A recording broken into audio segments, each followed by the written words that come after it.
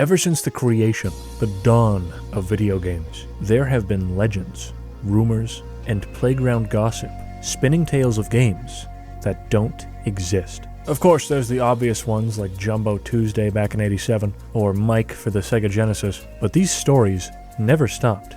In fact, there are stories of fake games coming out to this day. I've always found the concept of fake games very interesting, but I've only ever engaged in the subject at an arm's length, never really getting into it. Now, I'm going to cut the crap and say that this video will be focused on the development and progression of fake games as a subgenre of entertainment. Primarily, this will be about internet stories and web series, but also a few more unique examples. We're going to be going over each of their individual narratives, while aiming to not just be a plot recap disguised as analysis type of video. I'm going to be throwing my hat into the literary analysis ring for the very first time, the dissector of media. With that said, most of these early ones don't have much in the way of such outlandish concepts such as deeper messages or thematic elements. So most of that kind of stuff will be in the projects covered in part 2. And yes, this is only the first half of a greater video. Expect it fairly soon. Don't forget to smash the bell notification skull in with a hammer. Now, simply going over a bunch of web series, recapping their plots and talking about them for a bit would be real boring. That has been done to death. Let's be honest. I'm known online as the king of exciting and fun content, and therefore had to find a way to uphold my title. I dwelled on this, pondered for a bit in my chambers, and came up with a multi-billion-dollar idea. What if I play these fake games? Through my vast underground network, I have tracked, pursued, and hunted down playable versions of games that don't exist. You could even say that I'll be playing games that don't exist. It's like the title of the video. This first part will be covering everything all the way up until 2020, which is the cutoff point. The next part will be projects from the last 6 years, as well as a number of honorable mentions and anything I missed here. Somehow, I have never seen or played almost any of these. Everything here is a fresh, blind experience. Some of the games were developed by the respective original creators, and some are by random 14-year-olds on itch.io. It's also worth mentioning that any and all analysis, plot recaps, and research will be purely my own. Hopefully this won't just be regurgitating what other tubers have said about these projects, and hopefully I didn't get too much info dead wrong. Feel completely free to correct me if I did. Overall, this will be a history,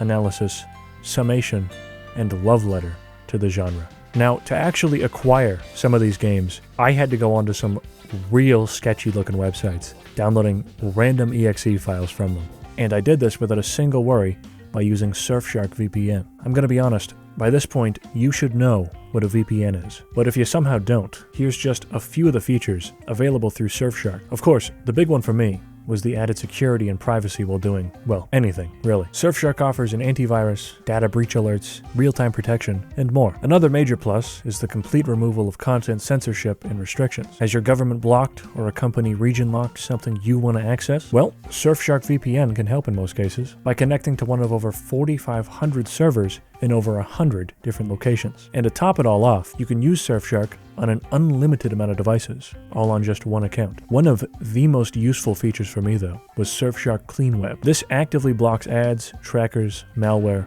and phishing links, letting me browse the World Wide Web in peace. Head over to surfshark.com/redline or use code redline at checkout to get 4 extra months of Surfshark VPN. And hey, there's even a 30-day money-back guarantee.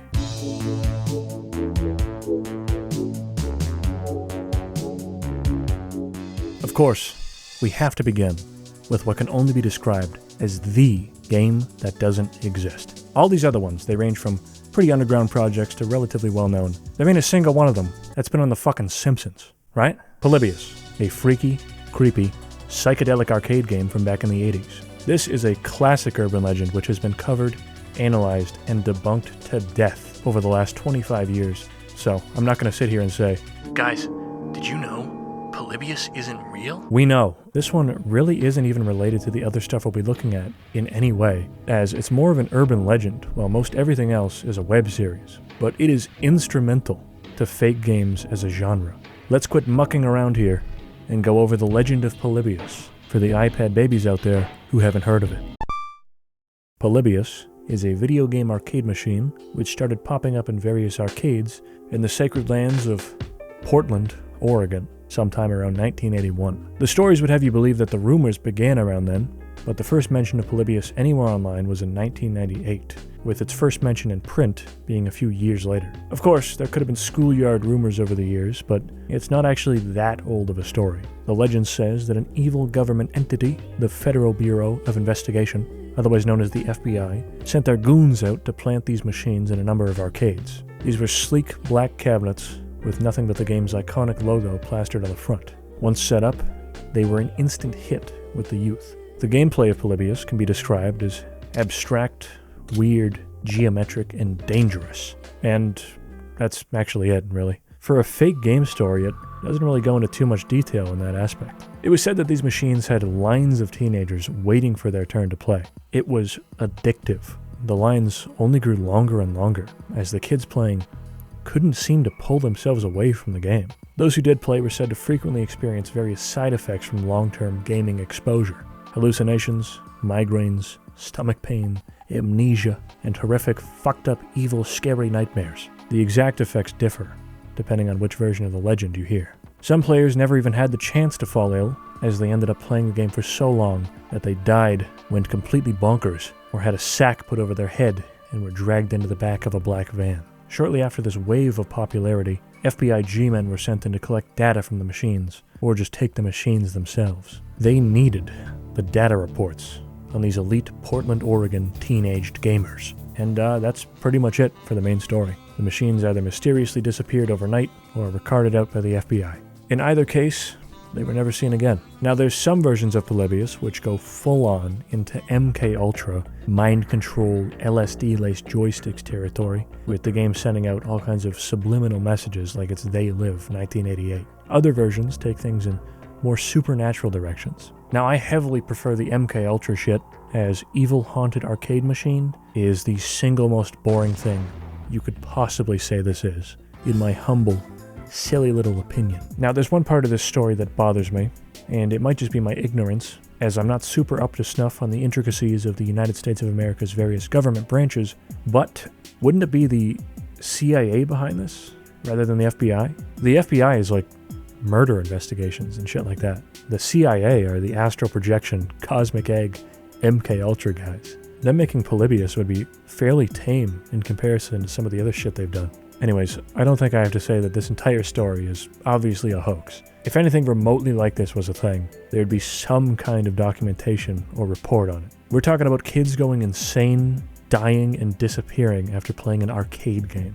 The press would be all over that, especially with the satanic panic and general anti-video game sentiment around the time. There's actually a few similar events which happened in real life around the time the story takes place, which also happened in Portland, that likely influenced it, or were just crazy coincidences.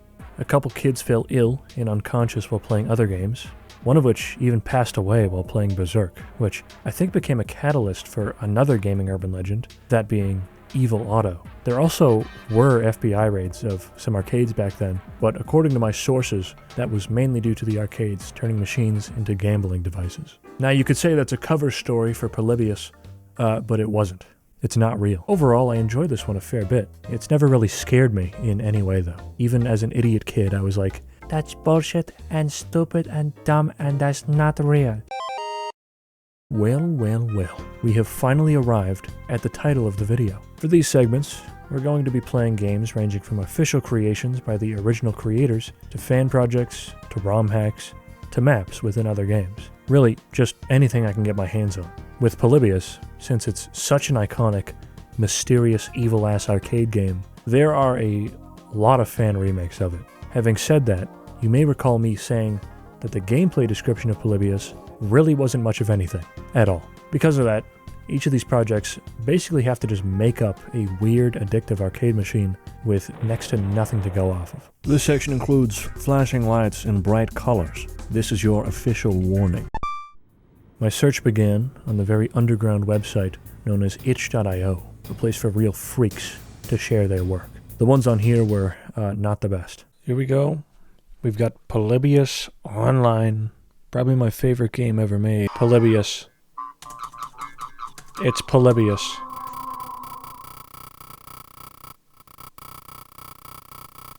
Okay, that's it for this one. Polybius 2, motherfucker. Okay, what do you do in this game? What do you do? How do you shoot?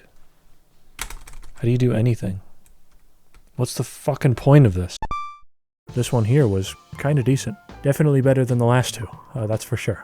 There doesn't actually seem to be any way to lose unless you stop moving, so you have to keep blasting until you physically can't do it anymore in real life, which is a neat way of emulating the addiction aspect of the story. All there is to do is just shoot cubes and triangles to rack up points though, so it gets pretty boring pretty fast. It does have subliminal messages in it, although they aren't very subliminal or hidden, seeing as they pop up every goddamn 5 seconds. Polybius. I'm ready to kill. I'm ready to kill for the government.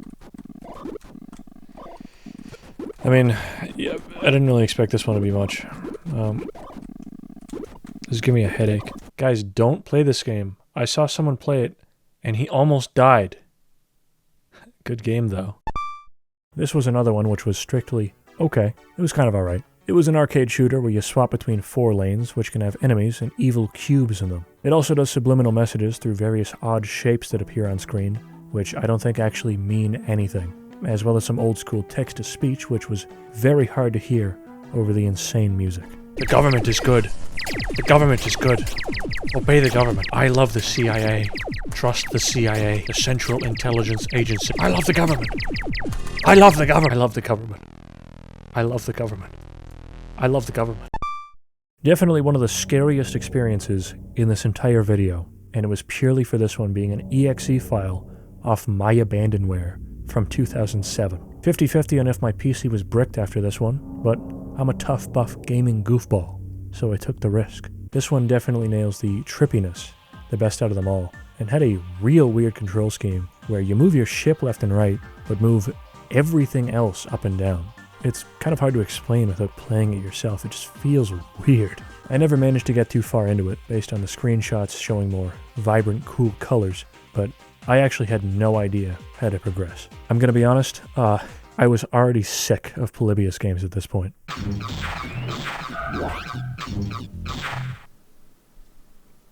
We're done. Overall, these are fine enough fan games considering the fact that they have next to nothing to go off of, and this was only a handful of the numerous Polybius recreations out there. With that said, they are all very basic and limited, seeing as they need to emulate early 80s arcade machine capabilities. Sorry to all the 1981 arcade machine fanatics out there, but old-ass arcade machines, they aren't very fun. I would rather do literally anything else. And that's not even Zoomer brain, inject dopamine directly into my skull talk. I love some arcade machines. The old ones are just not engaging. Very important to gaming history? Yes, absolutely. Fun? Maybe for like 2 minutes. That's it. Polybius is finished. Like I said earlier, this one is kind of an outlier, as it's nothing like the rest. But it's necessary to cover, as it laid the groundwork for pretty much everything that came after it, with a lot of the stuff we'll be covering later having been directly inspired by it in some way. It's got a big lasting legacy, it's had multiple documentaries made on it, lots and lots of #1 spots on top 10 gaming myths videos, and is somewhat of a pop culture icon at this point. It's not a massive thing, especially not nowadays, but Polybius was the gaming urban legend for quite some time. Again, has Petscop been on The Simpsons? I don't think so, bud.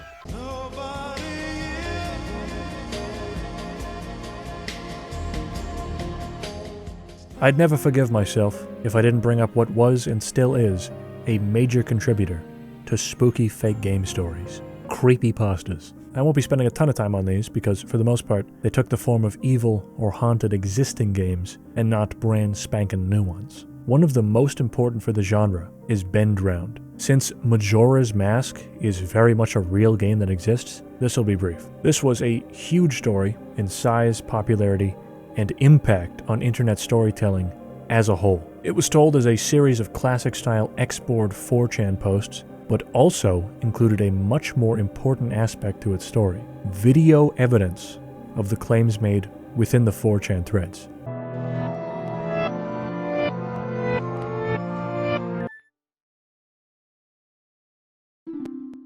These were made using nothing but a Game Shark and a bit of clever editing, but were done so well that they had kids shitting their britches for years to come, with many fully believing these to be real. Never me though, I wasn't that foolish. I had creepypasta narrators to tell me it was fake. The presentation of the Ben Drowned video series by famous storyteller Jeducible is a major inspiration for almost everything we'll be looking at in regards to fake games. The series played everything completely straight. It was recorded in a very natural and engaging way, and told an easy-to-follow narrative across its 5 original videos. It was also just cool, but also scary, if you were like 11. There was nothing else like it at the time, and you will find elements of Ben Drowned in each of the videos we're going to be looking at, most of which were created 5, 10, even 15 years later. Weirdly enough, despite its popularity, there are 0 Ben Drowned remakes or ROM hacks. There's a couple fan games that are just kind of inspired by the story, but nothing aiming to recreate it. Most of these were pretty dogshit, actually, with one of them infecting my computer with some kind of ancient evil. Why is your name Ben Drowned? It's a long story. What's the matter?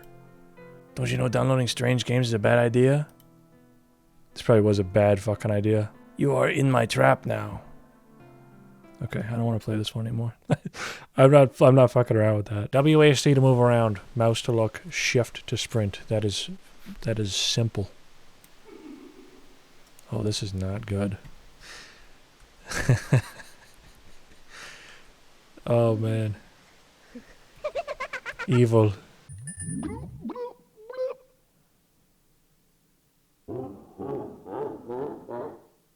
Uh-oh, you freaking moron. You just got bend. Tag your friends to totally bend them. Uh-oh. That's all this one is? Outside of Ben Drowned, there were a few actual fake game creepypastas. Some examples being The Theater and Mr. Mix. Neither of which had any evidence to back them up. Okay, so we're in The Theater. They got this Mel Gibson.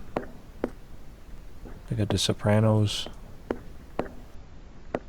DuckTales. The Theater had a constantly looping theater with this evil swirly lollipop guy getting real freaky in his cinema's weird-ass dark void area. Mr. Mix was a devious typing game starring my good buddy Gerald Mix. You type in letters that spell out various ingredients and beat the level, with the later ones becoming impossibly difficult and very scary. Both of their fan recreations are pretty accurate. Gameplay-wise, The Theater is kinda whatever. You walk down a looping level about 5 times, and then get mildly jump scared. That's it. Mr. Mix's fan game was garbage, but that's mainly because the original story described the game as such. Shit was 1-to-1 with what was written. Within just the first level, it was playing noises so loud, I had to take my headphones off and throw them onto the ground like a child. It's just getting louder. It's just getting way louder. Shut up! I was gonna end this part here to keep it nice and simple, but I first wanted to check for any other versions of these two. And Mr. Mix actually had a Roblox game. I was not going to play this until I saw that it had thousands of people active in it and over 300 million total visits. I'm not fucking around here. I think that just because of this, Mr. Mix is the biggest thing we're looking at today, and it's not even remotely close. Welcome back to Mr. Mix. I'm always playing my Mr. Mix. Give me the Mr. Mix knife for $200. Squid Game? What the hell is this? This is not Mr. Mix. Mr. Mix. What's up?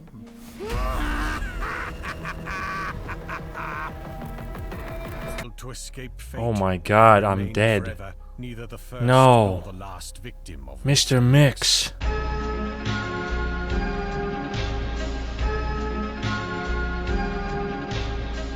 With the Polybius urban legend being formed around the late 90s, we were essentially skipping over an entire era of the internet, as we've arrived in the early 2010s with Killswitch. This story begins back in 2007, but didn't get properly started until around 2011, when the first videos were posted. This one also marks the beginning of the format that everything from this point forward will be following. A video or web series showing footage of a game that doesn't exist and is completely made up, followed by me playing any version I can get my grubby little mitts on.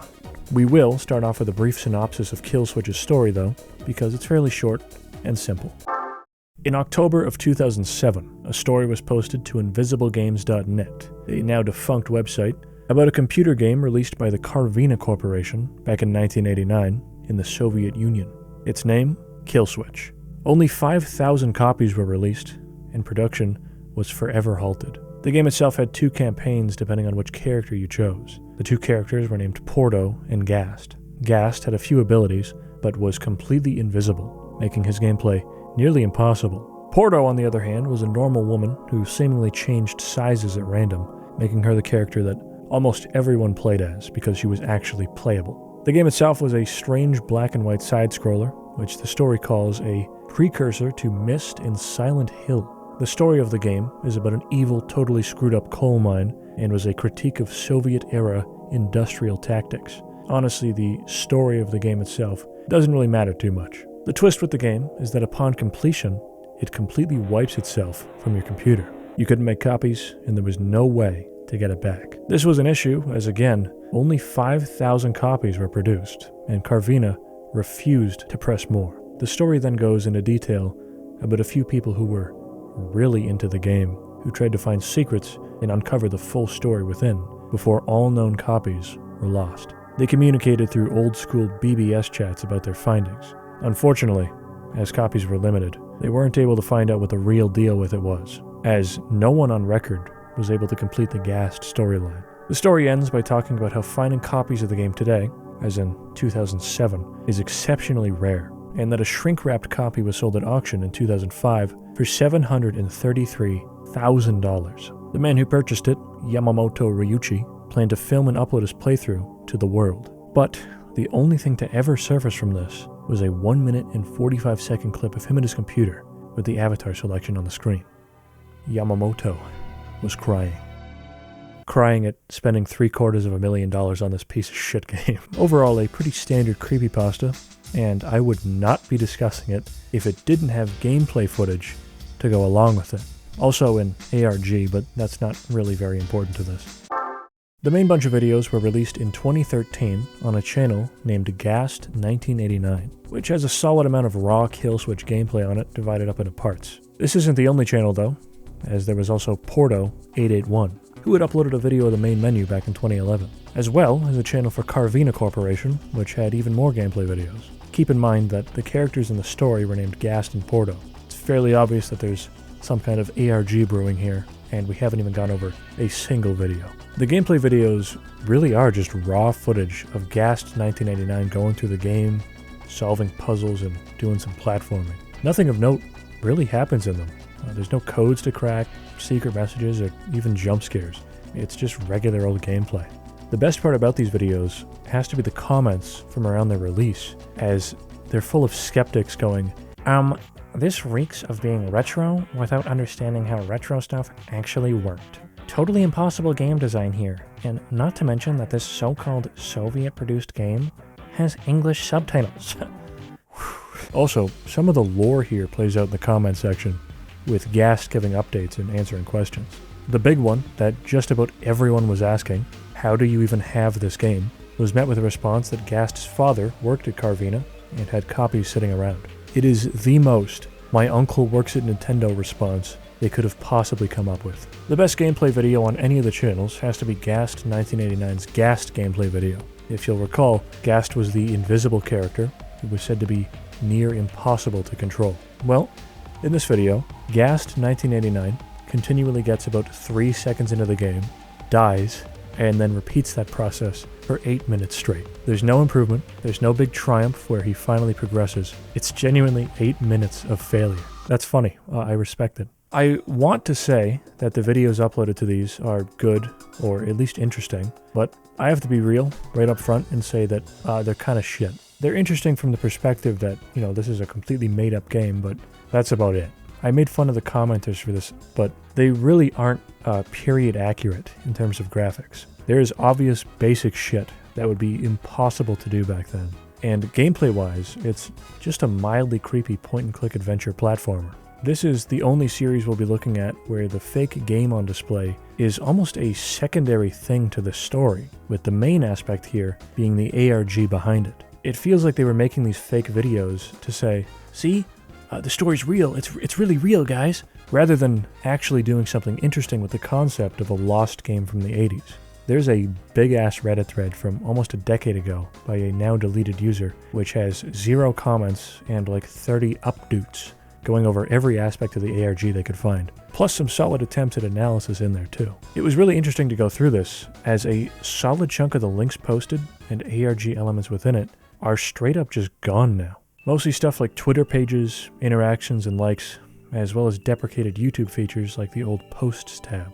They included a few screenshots of these, thankfully, but some of them were direct links to dead pages. It's a real shame. We've got a lost media ARG, and I mean that with full sincerity. And aside from like one Vietnamese video, there's next to no coverage on the stuff past the initial gameplay videos on channels like Gas 1989. A whole partially lost ARG just ripe for the picking. If you're an aspiring YouTuber, go ahead and make "I solved a lost ARG" and you'll rake in a shit ton of views. The only problem here is that, unless I'm mistaken, even if you did dig up all of the ARG aspects, I think this one is simply unfinished. There was no conclusion, no narrative finale, no nothing. It just kind of fizzled out. There was a whole background conspiracy going on, mostly on Twitter, about the Carvina Corporation secretly being a cult or something, but their account got nuked. It's all just gone now. It sucks too, because whoever created that Reddit thread found some weird-ass videos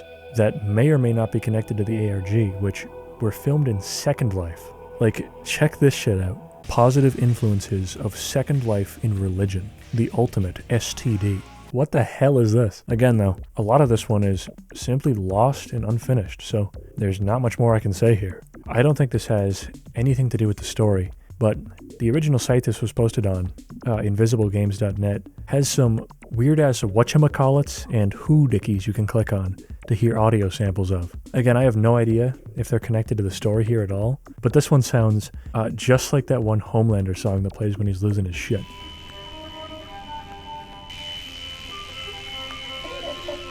Overall, even if this were a complete story, with everything present and accounted for, I'm really just not the biggest fan of this one. It being unfinished and partially lost obviously doesn't help. The gameplay parts, while ahead of their time, predating everything else in this video, are very rough, and not in a way that serves the story. It's also just not the most interesting story. It's very much a 2007 creepypasta, and not a particularly good one. My favorite part of this entire ARG is that a good chunk of comments are just people clowning on Yamamoto for spending $750 on such a dogshit game. Also, as I said earlier, this is the only one here where the visual presentation is secondary to the background story being told. Basically everything else that's going to be covered in this video has good to excellent presentation of the actual games. Whereas with this one, you can really tell that the tools to make this kind of thing just weren't all there yet, at least not easily. There's definite effort here, but they throw in a bunch of shit that's very clearly not possible on DOS, and completely takes you out of it if you aren't really suspending your disbelief. My biggest positive of this one is the amount of moving parts within it, as well as the time span this took place over. Some of these videos were years in advance, and there were multiple YouTube channels and Twitter pages active in the ARG, on top of Gas 1989 replying to comments, and various involved Twitter profiles also interacting with people. This ARG wasn't just one with a bunch of coded messages, Morse code, and weird puzzles to solve in the videos, which, yeah, we will be getting into that kind of stuff way later on. I am not a fan. With all that said, Killswitch is still an important piece of fake game history, as it's the first one, to my knowledge, with actual evidence of the game's existence. It's not super duper high quality or well made, and is very easily debunked, but it's still the OG. It's also not mega famous, so I'd like to give it a little spotlight. Some of the videos from the ARG legit have under 10,000 views after a dozen years. It is worth noting that all of Ben Drown's video portion was released before anything in the Killswitch ARG, which was clearly its inspiration. That did the whole evidence of a spooky game thing about a year before this, albeit with an actual game, rather than one created just for its series. Of course, we've still got to play Killswitch, and despite its relative obscurity, it has a few recreations. I had to sort through some old-ass reddit.com threads to find these, but they work. The first one was a download off Mediafire from 2015, simply called Killswitch Remake. I got into this one, and man, this is rough. This doesn't even look like it at all. Porto. This, oh my god. Oh my god. This is not good, bro. Oh my goodness. I got the secrets. Okay, let's go down the ladder. This remake ditches any and all point-and-click aspects, focusing solely on Killswitch's famous platforming. I tried playing as Ghast to see if it was as bad as that one video implied, and I don't even know if I was moving or spawning in because there was zero indication of anything happening. You just kind of avoid enemies while playing as a PNG screenshot of Porto taken directly from the videos. It's a goddamn snakes and ladders platformer game where you collect, I don't even know, like little circles. This shit is awful.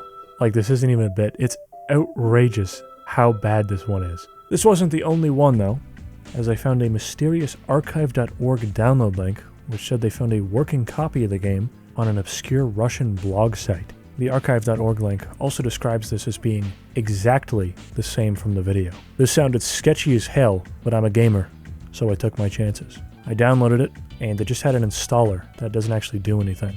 It simply put a text file in the install location that said, like, to install this game, insert the second number on page 3 of the manual. I don't think this is real at all, and the archive.org description is entirely fabricated bullshit. It's all a big damn dirty troll. My computer is now infected with Russian keyloggers, and I gained nothing in return. And that's it. Again, this ARG never finished, and I've said about all I have to say on it, so let's move on. This next one is a very famous, or rather infamous, fake game.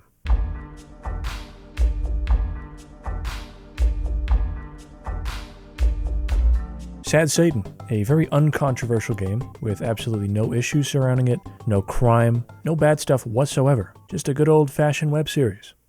Yeah, Sad Satan is a game shrouded in mystery, and I mean that. There is so much conflicting information and speculation surrounding the background of this one, and some actually pretty terrible events that aren't part of an ARG or anything, just straight up criminal. Before we get into all that though, what even is Sad Satan? It's fairly popular online, but primarily for what went down after the series was released. You don't see a ton of people discussing it nowadays beyond its basic premise and gameplay. Let's quickly go over that before getting into all the real nasty stuff. This section includes flashing lights and bright colors. This is your official warning. I myself have never actually watched this series before making this video. I've read about what it was, and I think I saw a Let's Play of the game like a decade ago, but never the original series. Thankfully, despite all the controversy surrounding this one, the original channel and series are both still up on YouTube, minus the 5th part, which was removed for violating the community guidelines. In my search for part 5, I found a video uploaded as Sad Satan Deep Web Horror Game, Part 5. Perfect, I thought to myself. I found a re-upload. I go into the comments, only to see that this was just some guy who uploaded himself playing the game with the exact same naming scheme, and not the original video. The absolute gall to do something like that. I was done relying on re-uploads after this, and plugged the original link into the Wayback Machine, which worked perfectly. I experienced this one in classic 2015 YouTube style. That's getting way ahead of things though, as we've got to start with some background. The Sad Satan series was uploaded to a YouTube channel named Obscure Horror Corner back in 2015, but the channel itself had been around for a few years beforehand. It uploaded exactly what you'd expect based on the name, various walkthroughs of weird, obscure horror games. When Sad Satan was uploaded, it honestly didn't even stand out all too much, as the channel was already filled with shit just like it.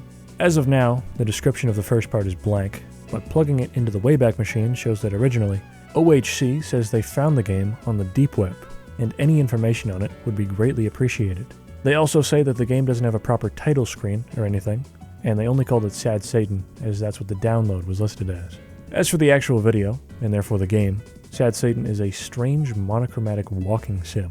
The first episode features very harsh graphics. It's a lot of pure black areas, mixed in with super grainy skies above the maze the player's trapped in.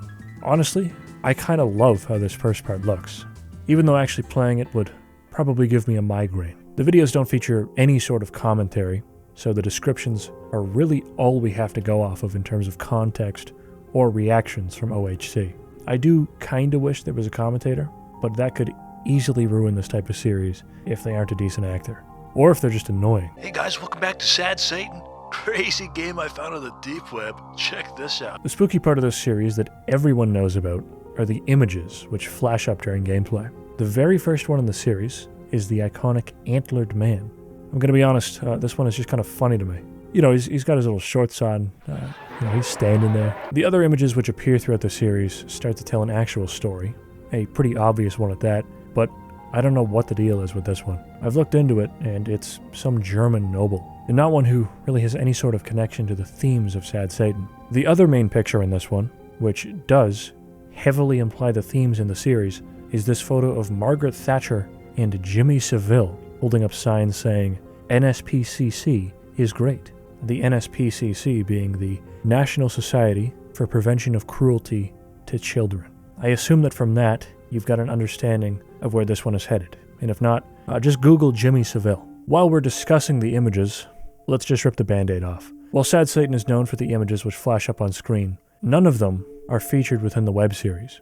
Only a few days after these videos wrapped up, a version of the game was released on 4chan, which I'm going to call the true version of Sad Satan. This was essentially a fully playable version of the game, shown in the web series, which featured photos popping up of gore and some actually straight-up illegal imagery. We'll get into that a lot more later, so keep it in mind, but just know that nothing like that is shown within the videos. The other big part of the series is its use of music. There's a lot of very slowed down, distorted, creepy-sounding chimes, including the Swedish Rhapsody, which you have heard if you've watched any kind of horror content over the past 10 years.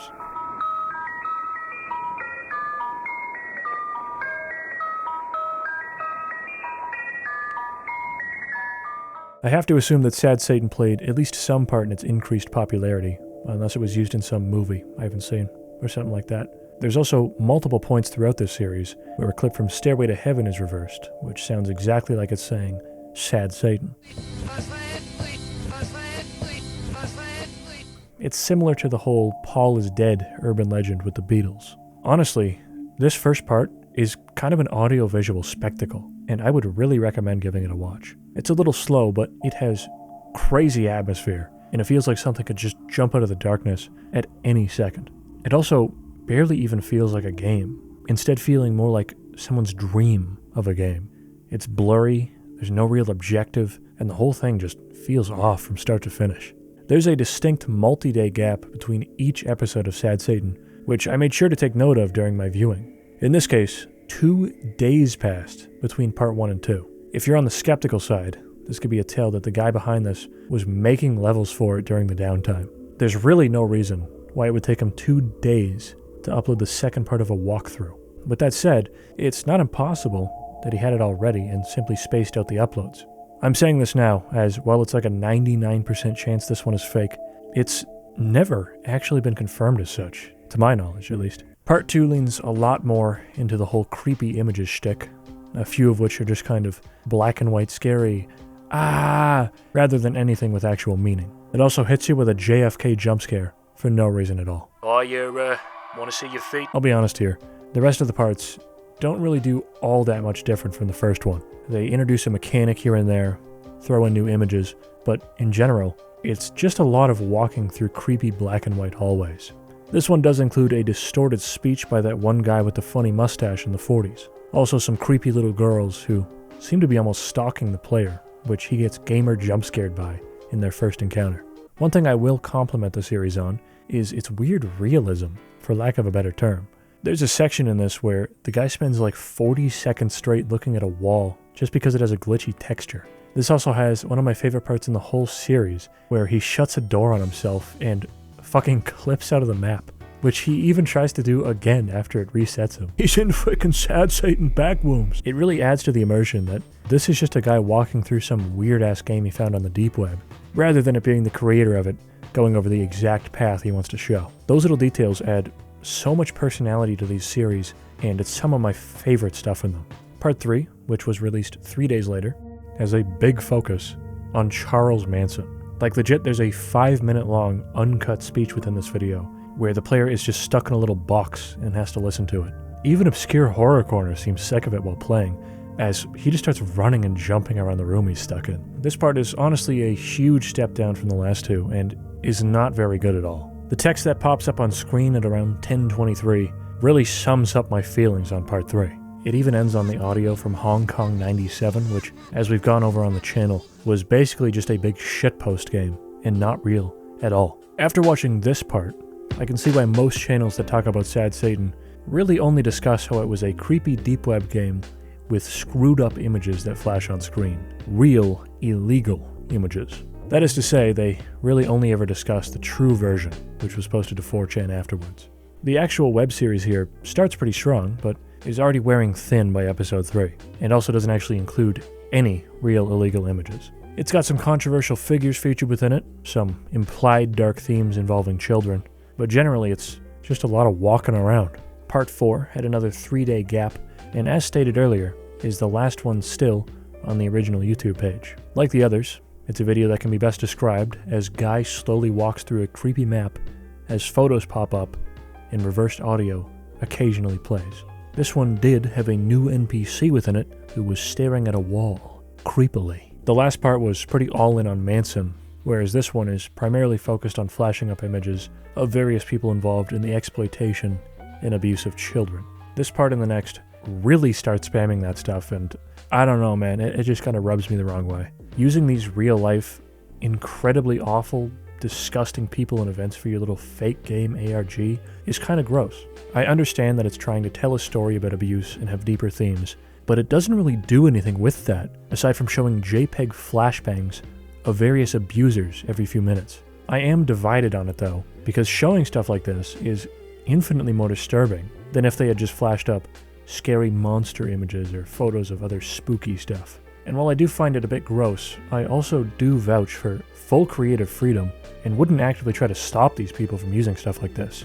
If it serves a narrative which is trying to raise awareness about these issues, then I'm not even going to say it's wrong. If it's just flashing up criminals for shock value, it's kind of lame. Again, I'm not saying that you can't do that or that you should take it down or anything, but at least have a purpose or a real message behind it. Oh boy, another video of walking down creepy halls with creepy audio. I can't wait to see all the scary images.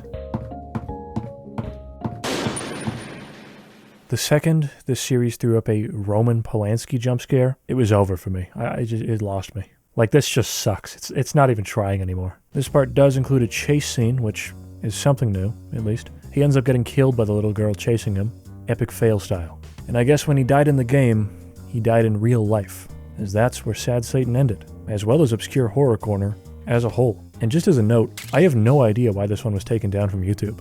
It doesn't do anything all too different from the rest. There's no crazy photos or audio or anything. I don't know why it got nuked.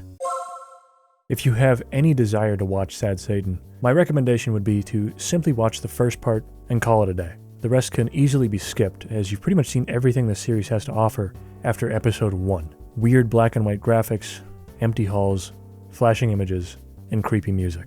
You become almost desensitized to it within just a few episodes because it just kind of keeps doing the same things over and over. It starts off really strong but begins to really drag by the end. It also loses any and all subtlety as it goes on. For a bit of positivity, I think my favorite part about this one is how the dude is trying to play it like a real blind walkthrough. He gets lost, he backtracks, he tries glitching out of bounds a few times, and gets visibly bored when he's stuck in areas waiting for shit to happen.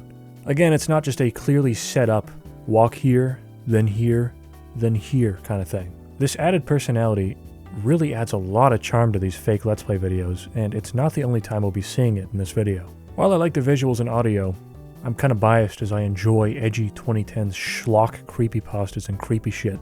To anyone with more of a critical eye, they probably see this as nothing more than edgy shock value garbage. Which, to be completely honest, it kind of is. It is very much a relic of a bygone era of internet horror and the internet in general. There was a massive wave of spooky deep web content like a decade ago, and this was absolutely a major player in that. As a series, I will commend it for being fairly ahead of its time. Aside from Killswitch, this was one of the very first big fake game ARGs on YouTube. And Killswitch is a lot worse, at least from a believability standpoint. This one really could and did pass for a freaky deep web game for a good while, until various debunkers came out of the woodwork to rip it to shreds. I'm not really here to do that though, because I don't care. It's obviously not real. There were still numerous videos, threads, and posts from back in the day speculating on it though, all of which were taking it completely seriously, especially with that true version coming out on 4chan shortly after. even though it's fake, Obscure Horror Corner completely disappearing afterwards and never coming out to be like, hey, it's me, I made Sad Satan and here's how, does actually add a lot to the story, especially in terms of its mystery and intrigue. I know I said I don't care about debunking this one, and I don't, but I still wanted to at least look up and see what the actual deal is with how it played out. It's commonly reported that the true version released to 4chan was released by a man named Gary Graves, who ended up in prison for images of you-know-what. Even I parroted this during my Disturbing Games Iceberg series while discussing Sad Satan. Fun fact about this, it's very likely that the 4chan guy who posted the real version got arrested in 2017 for possession of so that's good. The thing is with this claim, unless I'm an idiot and missed something massive, I couldn't find any definitive evidence that this is the guy who uploaded the 4chan version. He did get arrested, and there's a connection that was made between him and an account linked to Sad Satan, but nothing 100% confirmed that this was the guy behind the 4chan version.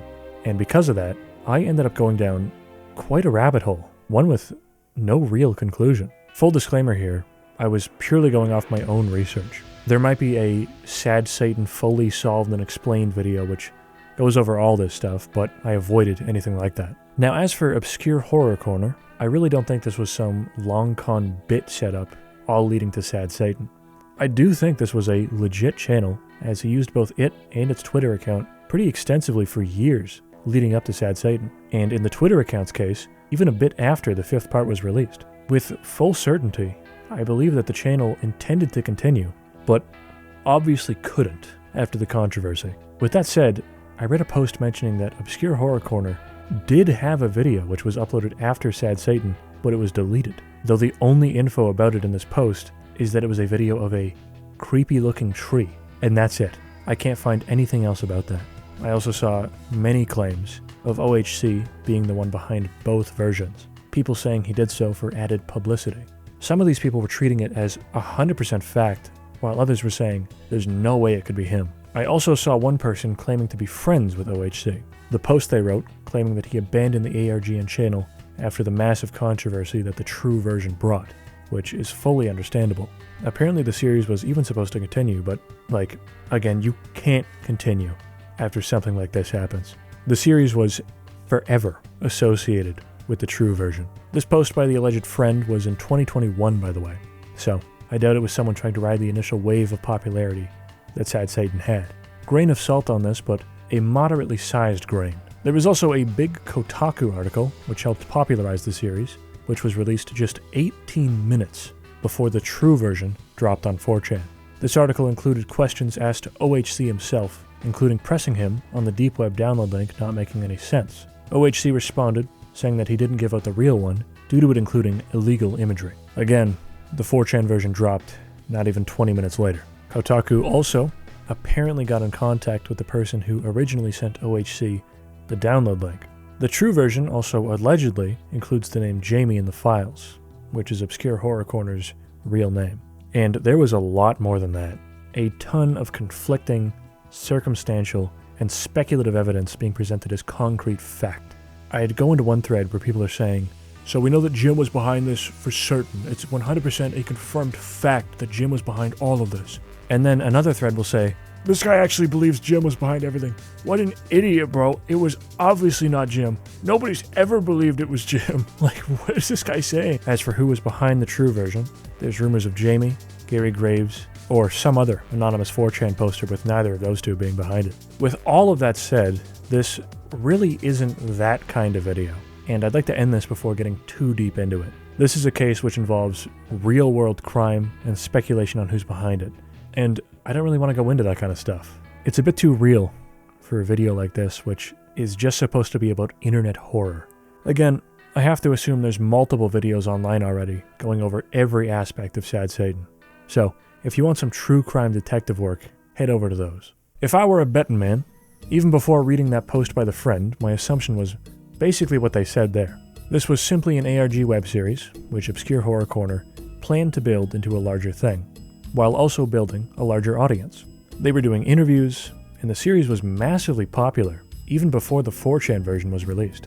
This was raking in hundreds of thousands of views per episode in 2015, and was clearly building up to something narratively. After that 4chan version release though, The options were either to come out and say that everything here is fake and had nothing to do with the 4chan version, which is impossible to fully prove due to 4chan's anonymous nature, or cut it off entirely, ditch the channel, and everything associated, and move on. As I said earlier, there really is no coming back from something like this once it's associated with your project and ingrained in the public's mind. Sad Satan was no longer the black and white hallway game, it was the gore and illegal images game. I do hope that one day Jamie himself comes out and clears this whole thing up so that this speculation can be put to rest. And if this has been solved definitively with concrete evidence, do let me know. There are a lot of different versions of Sad Satan kicking around online. I started off with some random-ass itch.io one, which was nothing like the video series. It was more of a scary maze game with a bit of Sad Satan theming. No weird pictures, no abuse themes, messages, or undertones. Just evil, messed up jump scares of a super duper creepy face. Bro, this is just good. These screamers are just this guy taking fucking selfies and putting weird filters on them. Most of them are Photoshop pictures of me. I 100% called literally exactly that. Why is my guy walking like Stewie Griffin? You hear that shit? This one was very repetitive, and it just blasts loud noises for cheap jump scares. And it even has a Gmod next bot chase you at one point. The ending was also literally impossible. The next bot that chases you down a hall after a run screen will catch you every single time before you're even remotely close to the end. I was sprinting, I was running preemptively in the run screen, nothing was working. I tried it about 30 times, and I gave up. Charles Manson is my name. Killing people is my game. Let me tell you something. Satan. So this one was, this was the version from 4chan. Now before you report me to the feds, it's a cleaned up version with all the bad stuff fully removed and replaced with white screens. This was also on itch.io. I didn't hunt this down on the deep web, nor would I want to. One thing I have yet to mention is that the 4chan version is not the same game that's shown in the videos. Like, it generally looks the same, but it's clearly not the same thing if you watch the series and then play this back to back. The original series is way more distorted, slow, and better looking. This one feels like a shitty 2015 Slender clone. Also, another part of this whole story I haven't mentioned yet is that the actual 4chan version became like a viral YouTuber trend back in the day. Kind of insane that a game with actual illegal images was a trend game for YouTubers, but hey, it was a different time. Finally, some peace and quiet. There's not really a ton to say about this one aside from that. It's a moderately faithful recreation, at least in terms of vibes and the overall way things progress within it. If you've seen the series, things line up pretty well. It's not one-to-one, but it's the same walk around a black and white area and have images flash on your screen while weird audio plays kind of deal. I played through it for about 15 minutes and ended up in a room that just plays distorted music and makes your screen all zonky wonky. I think this is the Charles Manson yap sesh room in the videos, but here I don't think it continues. Or if it does, it takes a long ass time. I definitely missed an alternate path or something though, because there's stuff in the files I never saw, like a proper end screen. I don't want it to be a white screen anymore. That kind of ruins the immersion. So I added, it's not the original stuff, obviously. That's a no-go. Absolutely not. But I added a couple of tweaks.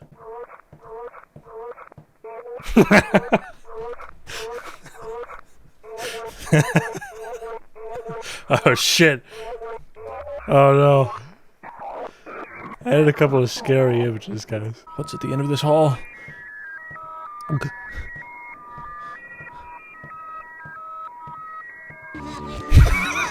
This is like spending a weekend at Satan's house. Ah!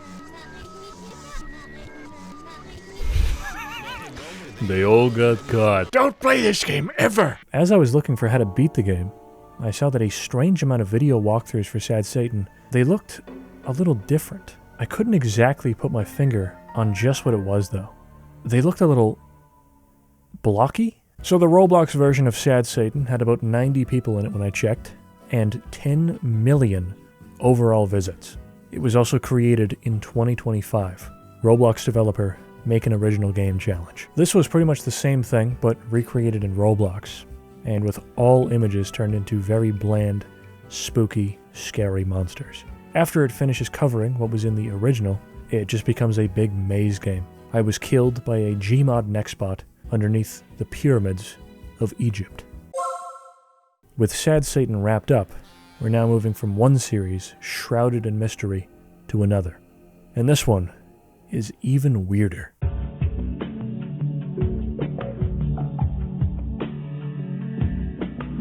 This one's going to be a bit shorter, honestly more of a bonus entry than anything, as it doesn't have an associated game to go along with it. It's also not a web series, instead being a one-off video with some interesting lore surrounding it.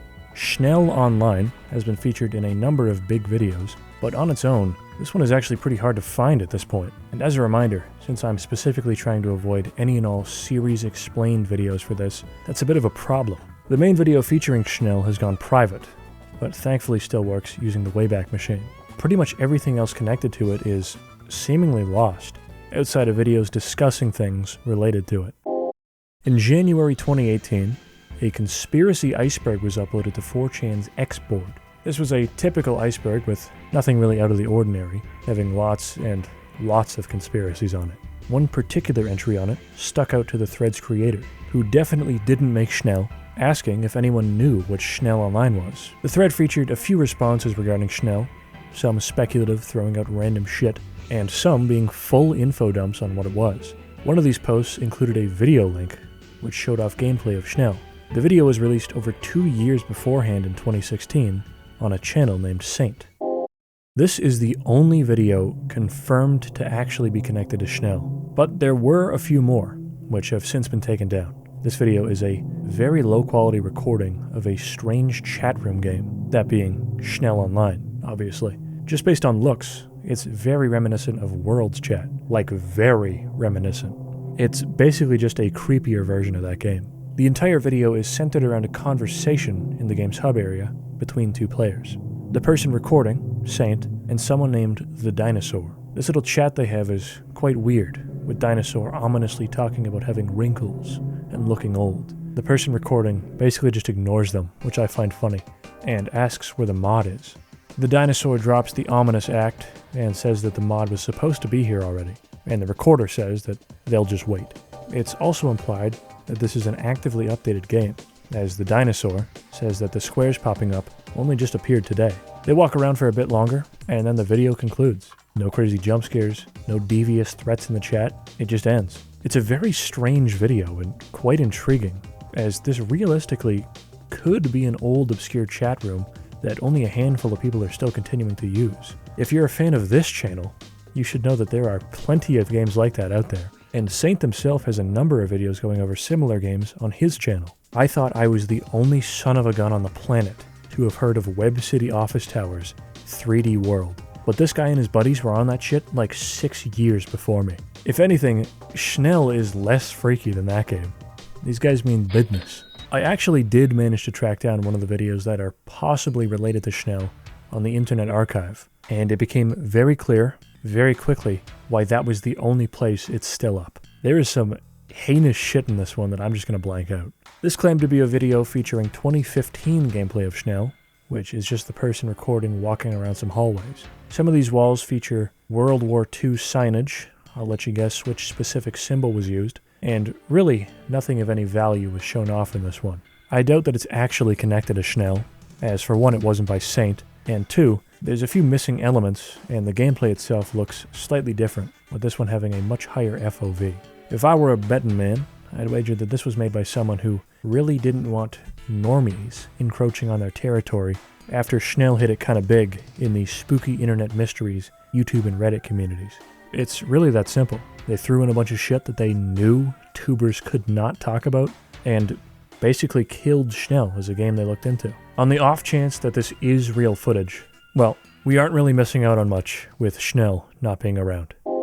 Now, I'm just going to come out and say that this is all bullshit and was made by Saint himself, with the 4chan conspiracy iceberg being an elaborate way to screw with people and get them to think it was real.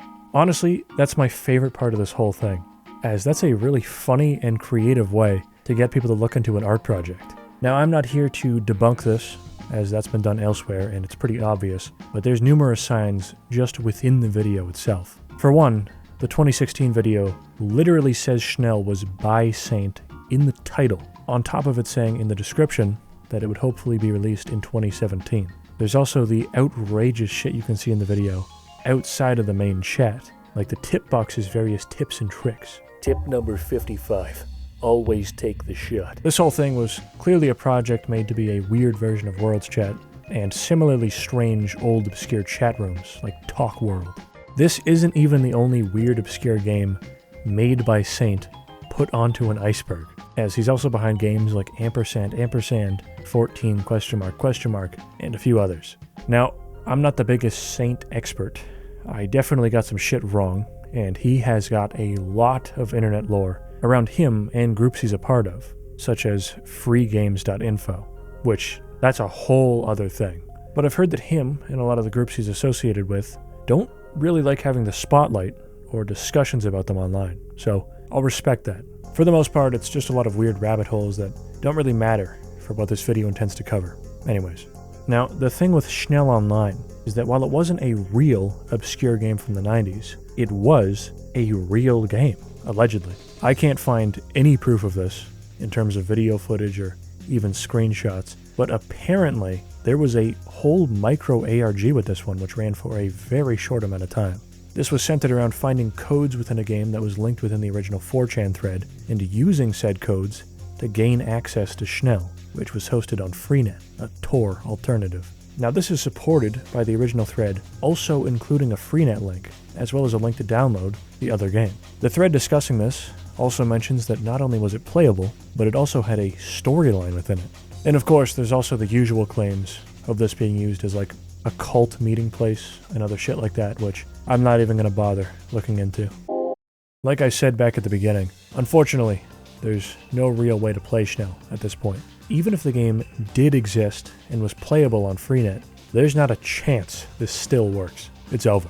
It also never massively caught on and gained an audience because I don't think Saint wanted that to happen, hence why the video itself has been privated. So it never received any fan remakes or recreations or anything like that. The game linked in the 4chan thread is also, it's definitely something. Wow, what a generous little sonny you are. See you around, kid. I gotta go have my morning coffee. It's this weird, crudely drawn visual novel kind of thing that might connect to Schnell Online. It's got a lot of the same art style, but I don't really know. At the very least, it did apparently house the codes needed to gain access to Schnell. Unrelated, but during my research for this one, I also found a strange AI website just shitting out articles on random topics, including one on Schnell. It was genuinely just making shit up about it, like players of Schnell winding up with Schnell syndrome. I love that the internet just doesn't work anymore. Schnell is a pretty unique one, and honestly, it probably would have been a better fit for the cult video due to the allegations of freakish activity within the game, but it fits the criteria here well enough. On its own, isolated from any backstory or ARGs, this is a somewhat interesting video of an evil version of Worlds Chat, which still has a handful of users playing it. Honestly, there is massive potential here for someone to turn this concept into an actual web series, as to my knowledge, nothing else like it has really ever been done.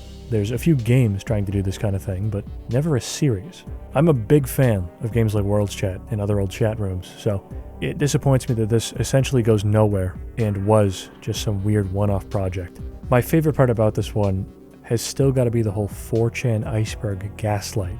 That is very funny to me. Anyways, feel free to correct shit I got wrong here, as it was kind of hard to find definitive answers on anything regarding this on my own. We're now going to pivot from one that's partially lost and doesn't have a ton of archived info about it, to the series which has the most coverage, and is likely the biggest one we'll be looking at.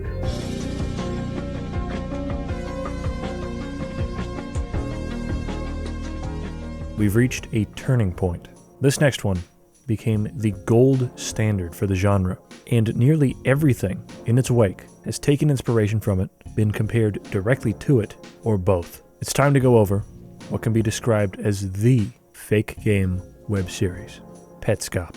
This is up there with the likes of Don't Hug Me, I'm Scared, Marble Hornets, Local 58, Ben Drowned, Lonely Girl 15, and other landmark YouTube series. It inspired other web series, video essayists, actual games, analog horror, and more. It's one of the biggest we're looking at today, with very few coming close to it in terms of internet impact and fame, as well as scale. This is a massive series, which took years to release and spans 24 episodes. It's also one of the last big internet horror projects to release before the massive boom of analog horror, which began properly just a few months after Petscop's initial release, with Local 58's first episode. Now that might just sound like a fun fact, but after this was released, most fake game projects started to lean heavily into that stuff. This is the final series before things become VHS tape scary. Despite its immense popularity, and being nearly a decade old at this point, I have never seen Petscop in any way. I was completely blind going into this, aside from knowing its basic premise, that being that it was a lost or haunted PS1 game that was kind of like Pokemon, or something like that. I had no idea what to actually expect, but my expectations were very high, as I did know that this was an incredibly well-received web series. And I've got to say, it surpassed those expectations. For some important context here, I watched this with no outside assistance, only relying on my own notes that I took while watching. I didn't have the Petscop wiki up, no video essays, nothing like that. I even avoided the comments and recommended feed videos to the best of my ability. Doing all this was honestly one of the most enjoyable viewing experiences I've had in quite some time. With all that being said, this will not be a full-scale, massive deep dive on the storyline of Petscop. I absolutely could do that. I have over 60 pages of my own notes and analysis on it, so maybe one day I'll go more in-depth on it. But I really don't think the world needs yet another multi-hour-long Petscop recap and analysis by some dickhead YouTuber. Unless people really want to see that from me specifically, which I doubt. I'm not exactly known for my intricate game theories. Doing so here would also completely derail the video and make it like 3 hours longer. For this, I'm going to go over the first 3 episodes of the series. This should give you a good idea of the general premise, vibes, concepts, and a few of the important plot elements and characters.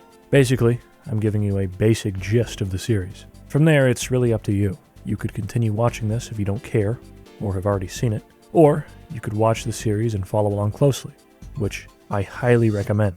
Or you could watch some other tuber recap it over like 5 hours. I highly, highly, highly recommend just watching this yourself. Having it explained to you does not have the same impact.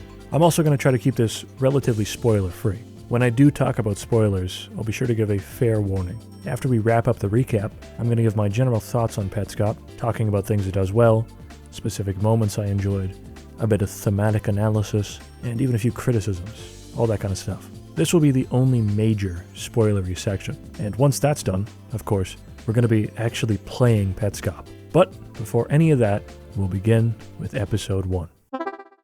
On March 12th, 2017, a video named Petscop was posted to the YouTube channel Petscop, featuring footage of the video game Petscop. When I was getting into this, I thought it was going to be a lengthy journey. I made plenty of popcorn, as the first 10 or so parts are all listed as being around 30 minutes to an hour and a half long. I guess this is just some weird YouTube glitch that I've only ever seen here, as the parts are only actually around 10 minutes long on average. They've just had completely busted runtimes for years, apparently. Petscop begins with the iconic PSX opening, as well as a company logo for Garalina, finally landing on its main title screen. It's here, on the title, that our narrator, Paul, begins talking. I'm just gonna walk you through everything that I've seen so far, and obviously it'll be exactly as I described it, because this is it.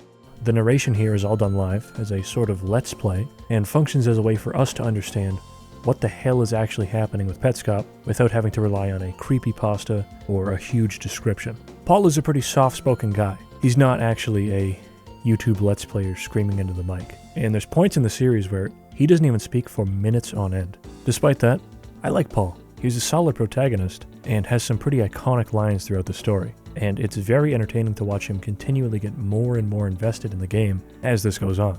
Again, I'm not going to spoil anything, but this is absolutely just as much a story about Paul as it is about Petscop. Paul's commentary in this first episode indicates that this is meant to be a series for someone, not a massive audience, as he specifically refers to this individual a few times. He states that he's recording this for them in order to prove that it's a real thing. The game itself begins in Even Care, the first main level. This is a pink and blue series of rooms which serve as a tutorial on the puzzles and mechanics of Petscop. Throughout it, Paul shows off the game's primary gimmick, pet collection. By solving puzzles, you can walk up to and catch various different creatures. I was just completely wrong about this being Pokemon-like in any way, aside from catching critters. The other main gameplay feature is the collection of candies. How could you not like it? It's got candy. Anyways, the first chunk of this video is Paul going through Even Care, collecting most of the pets and candies, while being completely perplexed by some of the puzzles. After finishing up all the ones he could figure out, he inputs a secret gamer code he found on a note from 1997 in this specific room, which causes a great disturbance, cutting all the music in the game. Now, Paul literally says it out loud, but as a fun fact, if you have an add-on to restore annotations, Petscop has a few of them in a few spots, with this one saying exactly what the note said on it. Upon leaving the silent puzzle building, rather than returning to the hub world, Paul is taken to an evil, dark, totally screwed up GM flatgrass. There's a comedic cut to black when Paul was saying he couldn't find Jack Diddley in the grass area, and when it cuts back in, he has found something, a mysterious door. The microphone quality is noticeably different when he returns, although I don't think this means anything beyond, like he was looking for a while and adjusted how he was seated. As one minor nitpick, Paul says he doesn't want to reset the console as he doesn't think he'd be able to find this door again, but he's literally recording this. Again, minor nitpick, it doesn't really matter. This episode ends off with Paul saying, "Guys, please help me open this door. Were there any clues? Tell me in the comments below. And don't forget to smash the like button." And that's the first episode. Me commentating over the whole thing doesn't really do it justice, as a large part of Petscop's charm and quality comes from the immense amount of work put into its visual storytelling, sound effects, voiceover, and music. You've got to remember that none of this, nothing that's shown off here, is an actual game. It's more of an animation. It's all been developed just for this, from the ground up, by the creator of the series. The amount of effort, detail, and also acting in Petscop is crazy. Think about other internet horror. For the most part, the acting is campy and stiff at best, while here it's totally believable that this dude is doing a legit Let's Play of the game. I honestly love how Paul is played in this. There weren't more than one or two spots throughout the entire thing where I thought the delivery was a little rough. He messes up sentences, he mumbles, he speculates on puzzles, often being completely stumped. It's fantastic stuff. Specifically in regards to fake games as a genre, Petscop one-ups Sad Satan in every conceivable way. A fully original, interesting game that's more than just walk down scary hallway and get jump-scared by illegal JPEGs, with additional commentary, lore beyond I got it from the deep web, and an entire series after this first part that tells a massive story. It also doesn't involve anyone going to prison for 9 years in real life, which is a plus. Overall, a very, very solid first episode, one that almost can't be topped, and I couldn't wait to see where this was headed next. After a multi-week-long gap, Petscop returned with its second episode. While obviously not an issue at all now, based on the later upload gaps in the series, following along with this live must have been excruciating. Obviously, take your time with projects like these if you're making them, but man, there were some long gaps in there. Petscop 2 begins right where the first part left off, with Paul standing outside of the mysterious doorway. All of a sudden, a strange sound effect plays and the door opens up on its own. The video then cuts to a short while later, with Paul now present and saying that the door opened while he was in another room in real life. He enters it, which leads into a very dark area that looks almost like a basement. Another neat detail with Petscop is its various loading screens. There are a lot of these, with most being in that classic 90s CG style that I love so very much. While most of them are fairly simple shapes and goodies seen in the game, there's a fair amount which are close-up views of important objects and locations that you'd normally never see in much detail due to how the game's camera works. And the series is filled with other small things like this. It's one of its biggest strengths. Paul continues through this strange new area, making his way through the darkness. A distant phone begins ringing in-game, which Paul answers. The text box reading, "Care has left the room." This area also features a poster on the wall which says A, B, and NLM, each having a slightly different face next to them. This is a very short section which doesn't really have too much meaning at this point, but it's one which lingers throughout the entire series. Petscop does this a fair bit, having little one-off details and questions spring up. Sometimes these are answered within the episode, sometimes 15 episodes later, and more often than not, never answered at all, being left up to viewer interpretation. Another example of this comes immediately afterwards. As Paul follows a walkway collecting candies, he inspects 3 photographs of buildings he'll encounter throughout the series. A greenhouse, what I thought looked to be some kind of apartment but was actually a school, and a windmill. As the series goes on, you're given all kinds of info on these locations and their meaning, but most of them aren't fully explored until much later on. Shit gets real shortly after, as Paul enters a new area with some kind of gravestone front and center. The text on it, reading, Michael Hammond, 1988 to 1995. Mike was a gift. This is followed by the best line in the entire series. That's a dead kid.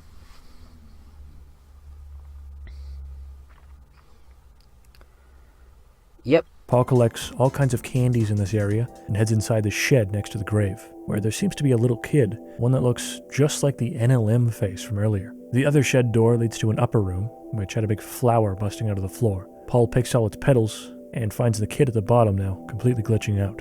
Paul continues exploring and finds an object he can interact with to ask questions. He asks, "What?" To which it replies, "I don't know." Paul chuckles. Heading behind it, Paul is put into a first-person view, locked into an angle of a big windmill in a field, one that looks a little familiar. Nothing much seems to happen here, so Paul leaves. As he's headed out, the object flashes up a new line, saying, "Keep watching windmill." He heads back, and an evil noise begins playing. That's it though, nothing else. He cuts the footage ahead a few minutes and says nothing happened. Around 9 minutes into this one, Paul once again starts talking to the person this was specifically being made for. Not as in over the phone or anything, but for them to listen to through this video. He mainly talks about wanting to investigate this with them when they got back home this month. From how Paul speaks, it's clear that he hasn't been in contact with, or at least seen this person in quite some time. The final big scene in this one is what's known as the Quitter's Room. This is actually 2 rooms separated by a glass panel which mirror each other, including having another little Petscop creature running around, mirroring Paul's every move. This one having a crudely drawn face on it, rather than whatever the hell Paul's little Petscop guy is supposed to be. And this is 2 rooms, not a mirror, as their movements become desynchronized for a few seconds at one point.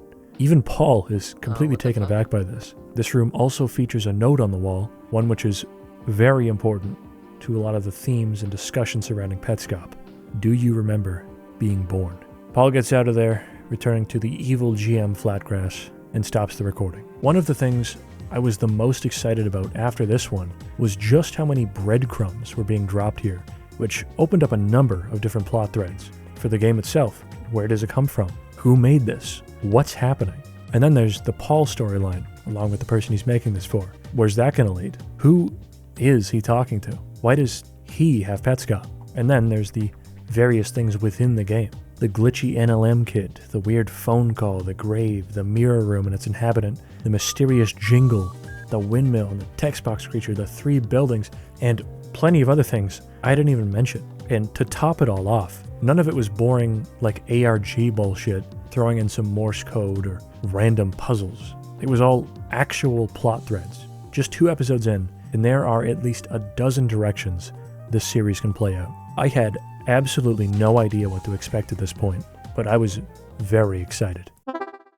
The final one we'll be looking at today, Petscop 3, released just 1 day after the last. This episode continuing Paul's exploration of the underground area. He discovers a new building, one which houses an easel inside, on which he can select different facial features. After fiddling with it for a bit, selecting different eyes, noses, and mouths, the room begins to shake, including a royalty-free earthquake sound effect.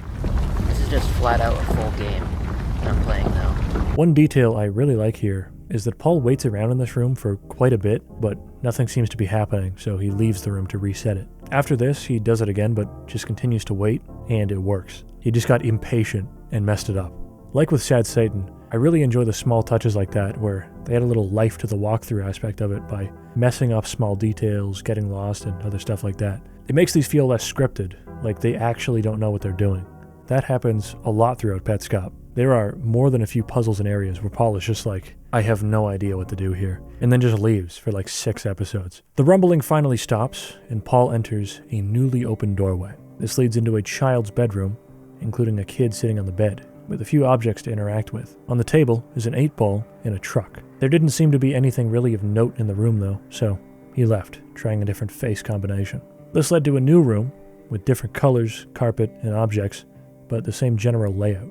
He tried a few more after this, but says that each combination takes about 10 minutes to load, so he understandably didn't want to do too many. Paul then tries a few faces he had seen while playing the game, such as one that was on Mike's gravestone. Once his face was entered, a text box read out, "Mike is not inside right now. He is dead. You may visit his room." This one did not feature a kid on the bed, but other than that, was similar to the rest. The other face was one next to Mike's grave, located on the shed's exterior. Inputting this one had the message, "Care is missing. You may visit her room." It can be assumed that this is the same Care that was mentioned on the phone earlier, also likely being the little girl who began glitching out after the flower had its petals plucked. There's a massive note in Care's room, which introduces a few new characters in some major parts of the story. But since we're wrapping up with this one, I'll leave it for you to read over if you decide to watch the series. I'll just say that after reading this note, my mind was racing with all kinds of connections being made as to who's who and what's going on here. And a lot of what I was thinking ended up coming true or actually happening later on. It's also an oddly dark, really weird letter, which I think Paul sums up my thoughts on best. What am I reading? Episode 3 is another really interesting one which introduces even more breadcrumbs and clues to follow, with some of these ones being a lot more substantial. At this point, the series is 3 for 3, and in my opinion, there is no bad episode of Petscop. Some are a lot shorter, some can be a little boring, but there's not a single one that I would call bad.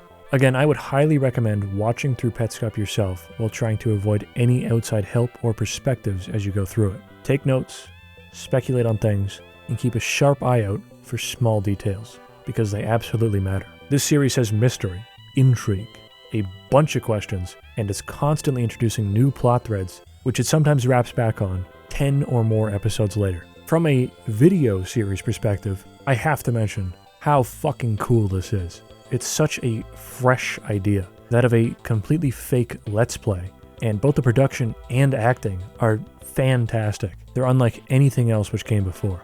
Petscop is instantly able to hook viewers with its mysteries, while also never overdoing it by having evil, scary blood, or a creepy demon stalking Paul, or any other shit like that. This really does just feel like a guy going through an old, lost game from the 90s with some weird shit in it, rather than a video creator showing off a fake game they made while trying to act like they don't know exactly what's going on.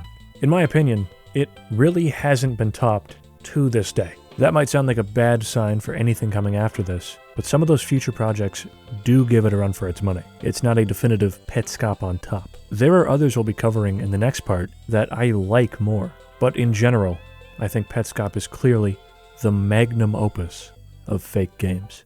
It just does everything so well that it's hard to argue against it. Even outside of the genre, this is one of the greatest web series in general of all time. Now, it might be starting to sound like I'm really glazing the shit out of Petscop at this point, but I swear I'm not. It genuinely holds this level of quality over 24 episodes. And without Petscop, a lot of these future projects simply wouldn't exist. At this point though, I want to talk spoilers, going over some specific moments from later on in the series. This part fully assumes you've seen Petscop in some way. I won't be giving recaps and context for anything discussed here. I'll try to keep this relatively brief, but keep in mind, there are 21 other episodes. Once you see that this warning is gone, the spoiler talk is over, and you're good to go. Let's start off with a bang. I'm not a big fan of the ending. I don't think that's really a hot take though. Way too many questions left unanswered, or left up to interpretation. And if I'm being honest, within the last third or so of the series, I was just kind of along for the ride, rather than trying to piece together the story on a massive conspiracy board. Now, I'm not saying leaving so many plot threads unresolved is bad writing. It's actually perfectly acceptable. Look at most David Lynch shit. I love that stuff. It's just that here, a lot of these were big questions that I would have liked some definitive answers on. As I went through this, I was keeping a list of lingering questions that I would update after every episode, and by the end, most were only sort of half answers with speculation filling in the rest, or straight up just, I don't know, being the final result. The latter half of the series also has progressively less and less commentary from Paul, and with that, I think the series loses one of its greatest strengths. Paul's voiceover tells like half of the story here, and there are full-length episodes in which he doesn't say a single word. Also, with the latter half of the series, I kind of lost interest in where the story was going. Again, I'm not saying that it was bad, it's just that it wasn't personally what I was expecting or wanting in regards to where things were headed. It dives into a lot of really out there concepts like non-metaphorical rebirth, weird gaming chambers that people are stuck in, and the game like having souls or something trapped inside of it with Marvin. I don't know what's going on with that. I don't know about that last one, but I've heard that kind of thing discussed. All of these concepts are actually pretty cool. I like them, in theory. But again, due to them not giving too many definitive answers on anything, a lot of it just ends up feeling kind of half-baked. So much of it being interpretive did lead to plenty of theory crafting on the story though, a fair amount focusing on family trauma, transitioning, or even transhumanism, which is cool if you're into those kinds of videos and posts. I haven't really dived into the Petscop theory world though, nor do I really plan on doing so I can't really discuss that stuff. Now, I was more expecting this to be primarily an exploration of Petscop the game, with Paul serving as a sort of viewer insert who went through the game and unraveled more and more of its strange secrets, which would tell a grander story. Now generally that is kind of what happens, but it throws in a lot of very strange concepts, as well as a vague family who are like forcing Paul to play it or something like that, based on the descriptions. Again, I'm not even saying that that's bad. In fact, it's more interesting than what I had in mind, but I just wasn't a big fan of most of it. It also gets into some really interesting, unexplainable metaphysical shit with the whole disappearing windmill aspect of the story, but that kind of stuff doesn't really continue past that, which was a major disappointment. Production-wise though, it still had me hooked throughout the entire thing. I couldn't wait to see what new shit popped up. And saying that, I want to just quickly go over some of my favorite moments while watching this. A lot of this is fairly obvious shit, but keep in mind I was completely on my own while watching these. I didn't even read the comments. For one, spotting the mystery figure hiding in the darkness at the end of Petscop 4 was a really cool moment. It's obscured and just low enough quality where you could go, is that a video artifact? Am I seeing shit, or did another little Petscop guy just pop up? Having it confirmed a few episodes later when Marvin just shows up was another great moment. The best part about it is the zero fanfare Paul gives it. He does not give a shit, and sounds more perplexed than anything. What the hell? Little green machine? While I don't think this was actually the case, another direction I thought this was going in was one in which Paul was becoming addicted to playing Petscop to an unhealthy degree. It's clear from the videos that he absolutely does play a shitload of it, but I think by around the midpoint that's more out of coercion. With stuff like the car door in Petscop 13, I thought it possible that by this point he was living out of his car, still so obsessed with the game that he was continuing to play from there, or possibly even becoming so paranoid about outside interference from the family that he was on the run, while still continuing his exploration of the game. People act like this is some impossible thing. You know, how are you going to set up a full CRT in a car? But like PS1 LCD screen. I don't know if you can record with that though, so, you know. The series also kind of specifically calls out car door theorists, so I don't even know if this is supposed to be a car. I don't know what's going on with this scene. Assuming it was a car though, I also thought that the glass getting tapped on in the episode wasn't Paul, but it was someone who had found him, with Paul opening the door to look around the car to spot them. But, like, I don't think that's what actually happened there. That would have been cool though. I'm also a big fan of the wait around for hours staring at the windmill scene because it's funny. Nothing more to it than that. Whoa. That was just like him. Okay. Okay. That's what I'm saying. Come on, Paul, fucking do something. Whoa! Secrets! Secrets!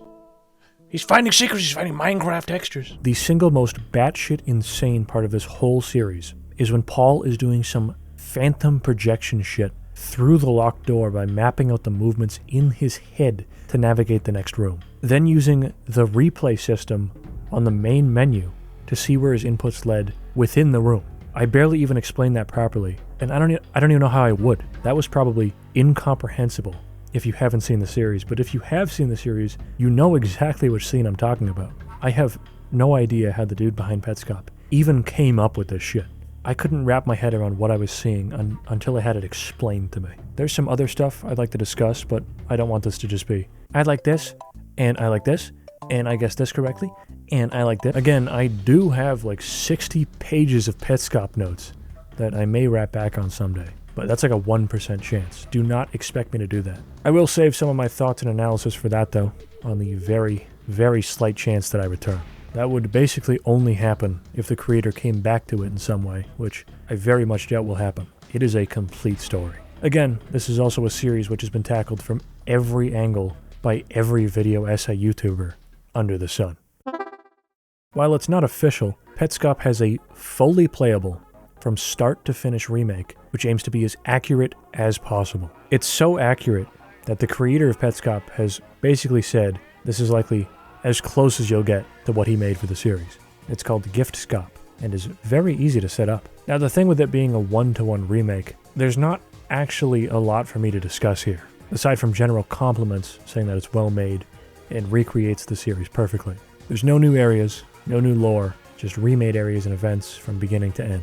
And it does not fuck around, even recreating the waiting periods of Petscop, some of which go into the multi-hour range. That's not to say I didn't have fun with it though. Using the guide, I saw probably about 80% of what there is to see, only skipping events that would take literal hours of standing still in one spot. Even then, this took about 2.5 hours for me to beat, and I was also skipping most of the text boxes because obviously I had seen them already. Is this worth playing for someone not a fan of the series though? Absolutely, definitely not.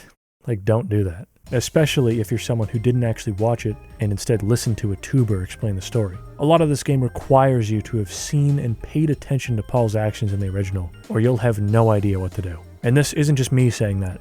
The devs themselves have highly recommended actually watching Petscop raw beforehand. You'll also need the guide. There are multiple parts of the main path which require some completely backwards logic to figure out. Even if you were given infinite time, nobody would ever figure out most of these puzzles on their own. What the hell? This part has music? What the hell? This is kinda good. This is good. I like this. The Petscop elevator music? Ooh! Petscop. One of the best parts about this remake is that they've also gone through the trouble of getting it fully working on actual PS1 hardware. I don't have a PlayStation sitting around, so I had to use an emulator, but it's all here. Every interaction, every area, all the puzzles and music, everything. It only looks slightly worse as well, having some minor clipping issues and being at a lower resolution, highlighting just how accurate the original series was. Again though, one-to-one remake, so there's not much to actually discuss, other than saying, whoa, cool, Petscop on real hardware. I think Petscop would have been better if it was me. Let's just take that again. I think Petscop... Oh, shit! What the hell? That door just opened, you see that? What the hell? Hey guys, did you see that? Be sure to leave a comment if you saw that. Oh, I love candies. That's a dead kid. Oh my god. Candies. I love candies. You down for some Fortnite? I'm also not a game dev, so I can't speak on how technically impressive it is. At this point, it's hard to discuss it without spoilers, so once again, spoiler warning. I'll keep it brief. Once this indicator's gone, you're good. The one downside with Giftscop is that a few scenes and interactions within Petscop are basically impossible to recreate. Really, this is just in reference to any scenes involving Paul interacting with other Petscoplings like Marvin or Tiara. Those have been wiped clean from this remake, aside from completely scripted ones like the scene where Marvin busts in through the window while Paul is locked in the closet. I didn't actually see this scene though, as it would have taken like 4 real-time hours to occur. It also left in the windmill scene, which requires you to wait a similar amount of time, as well as the quitter's room, since that's as easy as mirroring your movements. However, any scenes that involve face-to-face interaction are completely gone with no alternatives or replacements. And that includes even the final ending area, which has nobody in it. No Marvin, no Belle, it's just you. It's just Paul. Got it! Petscop! We gotta get to Petscop! Okay. It does still include the typing system though, for some reason, which is a nice touch. There's a few other things missing, but this is still being updated, so I won't complain too much here. I saw that they even somewhat recently implemented the burn-in monitor stuff, the emergency alert system kind of thing, but I never ended up finding these since it wasn't in the guide. It's also a fan work for a fake game that clearly wasn't meant to be an actual experience, so they did the best they could here. I was not disappointed by this at all, even with the missing content. If anything, it surpassed my expectations with shit like the full-on PSX version. And they actually did add to this remake purely by adding checkers to the school area, which you can select instead of Grave Robber. One of the most surreal experiences was recreating the phantom projection shit in the house level, which I was 100% certain would be where I had to quit the game. You have to put in all your inputs completely blind, relying on memory of what the room looks like in order to progress. And you don't even know you've beaten it until idling in the main menu, waiting for a random chance at the replay to show up, which takes minutes on end. Every attempt was at least 15 minutes, and it was basically all luck. Can 100% make sure I got down there. Bottom right corner. Now we go up to the paint, and just fucking start painting, you know what I'm saying? All kinds of paint. Lots of paint. Go left. Out the door. Okay. Please be the right one. Oh my god. Okay, did I do it right or am I quitting the game? Please tell me I did it right. I went right. Went down. Came up here. And just did a shitload of painting. Just a shitload.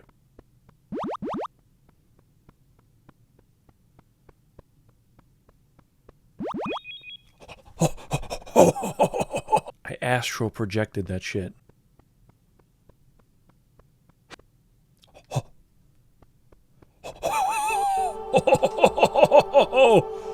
Call me the king of gaming. Call me the king. Hey, call me asparagus. Anyways, I was missing 9 candies in the school, so that's the end of Gift Scop. I definitely missed out on a few secrets and more secretive encounters and areas, but I would 100% absolutely recommend playing this if you enjoy Petscop, or if you're itching for more. It's an excellent recreation, and there's a full walkthrough on the site if you get lost. And if you've got the hardware, boot it up on a real PS1 for the full experience. I also want to very quickly discuss Petscop's soundtrack. It's completely original and sets the tone and mood for a lot of the series very well. Most of the more video gamey tracks are decent, but I'm not gonna lie and say like, oh my god, Petscop songs? So good. So good. They're alright, they're fine. I do really love some of the more ambient tracks though, with my favorite one being Bottom.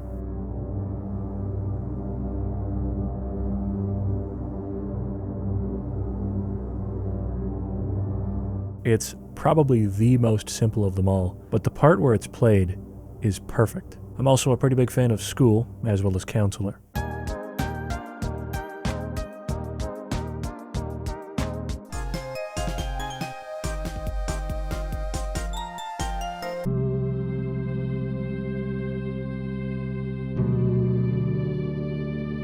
We're just about done with Petscop at this point, and I've said just about all I want to say. This is an incredibly well-produced, thoroughly entertaining series. So much to dig into. Such a cool concept, and even the very, very slight possibility that maybe this wasn't fictional. There's nothing else quite like it, and nothing quite like it can ever be done again without being called a Petscop clone. The internet has changed a lot since 2017, both for better and for worse. The only way to do another Petscop would be with a parody called something like Policecop. Policecop is a shitpost version of Petscop that I only found out about mid-production of this video. It's like 6 years old at this point and still going, with them even moving on to Policecop 2 now.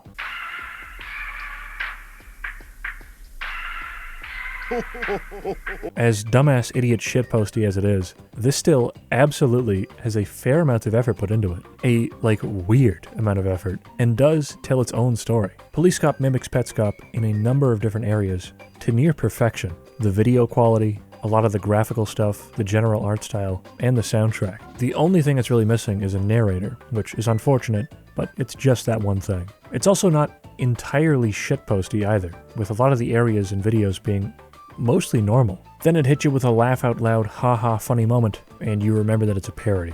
It actually gets moderately ominous, still with a shitposty vibe, for a lot of it. Then Policecop will get detained for 5 weeks, and the guy has to wait 5 weeks in real life to continue playing. The series genuinely strikes a really great balance of parody and actual storytelling. It also isn't just Petscop but funny, as it is doing its own thing after the first few episodes, while having the same general aesthetic and continuing to parody a lot of Petscop's most famous scenes throughout. One small moment unique to this, which I unironically found really cool, was in the E3 demo video, where the little blue guy, Dabba-dee-dabba-die, looks through a telescope only to see an evil, scary face in the distance. Upon exiting, it's still on his screen. There's also an evil green witch who forces Policecop to solve riddles. Well,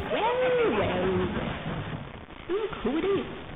If you want to get past me, you'll have to solve my riddle 3.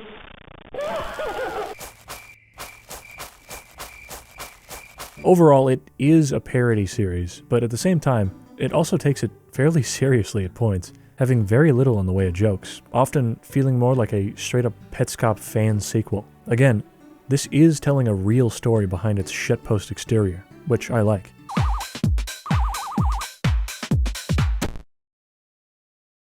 If you're itching for more Petscop, definitely check this out. It's a very fun series, which I would recommend. Policecop 2 is also releasing, like, now. The latest part was less than a month ago, as of writing. A lot of the videos in the series have under 1,000 views, so hopefully this can get at least a few more eyes on it.